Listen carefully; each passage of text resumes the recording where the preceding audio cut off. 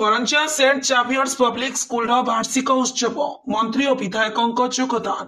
କରଞ୍ଜିଆ ସହରର ଆନ୍ତର୍ଜାତୀୟ ଖ୍ୟାତି ସମ୍ପନ୍ନ ସେଣ୍ଟ ଜାଭିୟର୍ସ ପବ୍ଲିକ ସ୍କୁଲର ବାର୍ଷିକ ଉତ୍ସବ 2024-25 ଆଜି ବିଦ୍ୟାଳୟ ପରିସରରେ ବିଦ୍ୟାଳୟ ପ୍ରତିଷ୍ଠାତା ତଥା ସୁନାମଧନ୍ୟ ସ୍ନାୟୁ ବିଶେଷଜ୍ଞ ଡକ୍ଟର ସମୀ ସଲିମଙ୍କ ଅଧ୍ୟକ୍ଷତାରେ ଆଜି ଅପରାହ୍ନ 5 ଘଟିକା ସମୟରେ ଉଦ୍ଘାଟିତ ହୋଇଯାଇଛି। ଏହି ଉତ୍ସବର ମୁଖ୍ୟ ଅତିଥି ଭାବେ ଜଙ୍ଗଲ ପରିବେଶ ଜଳବାୟୁ ପରିବର୍ତ୍ତନ ଓ ଶ୍ରମ ବୀମା ବିଭାଗ ମନ୍ତ୍ରୀ ଇଞ୍ଜିନିୟର ଗଣେଶ ରାମ ସିଂ ଖୁଣ୍ଟିଆ, ସମ୍ମାନିତ ଅତିଥି କରଞ୍ଜିଆ ବିଧାୟକ ପଦ୍ମଚରଣ ହାଇବ୍ରୁ, ପୂର୍ବତନ ବିଧାୟକ ବିଜୟ କୁମାର ନାୟକ, ଡକ୍ଟର ଶ୍ରୀମତୀ ସଲିମ, ବିଦ୍ୟାଳୟର ସଞ୍ଚାଳକ ସଇଦୁଲ ରେହମାନ, ବିଦ୍ୟାଳୟର ଅଧ୍ୟକ୍ଷା ଇଞ୍ଜିନିୟର ଶିଖା କୁମାରୀଙ୍କ ସହିତ ମୁଖ୍ୟ ବକ୍ତା ଭାବେ କରଞ୍ଜିଆ ଓକିଲ ସଂଘ ସମ୍ପାଦକ ଦିବ୍ୟ ପ୍ରସାଦ ସାହୁ ଯୋଗଦାନ କରି ପ୍ରାରମ୍ଭରେ ଜଗତର ନାଥ ଜଗନ୍ନାଥଙ୍କ ପଟ୍ଟଚିତ୍ରରେ ମାଲ୍ୟାର୍ପଣ ଓ ପ୍ରଦୀପ ପ୍ରଜ୍ୱଳନ କରି କାର୍ଯ୍ୟକ୍ରମକୁ ଉଦ୍ଘାଟନ କରିଥିଲେ।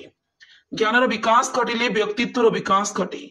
ଆଜିର ଛାତ୍ରଛାତ୍ରୀ କେବଳ ପାଠ ପଢିବାକୁ ଶ୍ରେୟ ଦେଇ ଭବିଷ୍ୟତ ଗଢିପାରିବେ ସେତିକି ନୁହେଁ, ନିଜ ନିଜ ମଧ୍ୟରେ ଥିବା ଲୁକାୟିତ ପ୍ରତିଭା ଓ କଳାକୁ ଆଦରି ମଧ୍ୟ ଆଗାମୀ ଭବିଷ୍ୟତ ନିର୍ମାଣ କରି ନିଜର ସ୍ୱତନ୍ତ୍ର ପରିଚୟ ସୃଷ୍ଟି କରିପାରିବେ ବୋଲି ମନ୍ତ୍ରୀ ଶ୍ରୀ ଖୁଣ୍ଟିଆଙ୍କ ସହିତ ଅତିଥିମାନେ ନିଜ ବକ୍ତବ୍ୟ ମାଧ୍ୟମରେ ପରାମର୍ଶ ଦେଇଥିଲେ।